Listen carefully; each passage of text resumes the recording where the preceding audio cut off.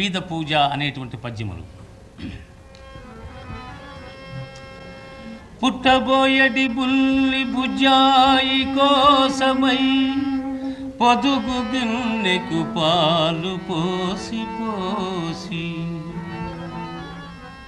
పుట్టబోయడి బుల్లి బుజ్జాయి కోసమై పొదుగు గిన్నెకు పాలు పోసి పోసి,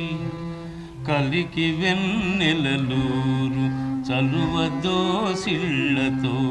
లతలకు మారాకులతికి అతికి, పూల కంచాలలో రోలంబములకు రేపటి భోజనము సిద్ధపరచి పరచి,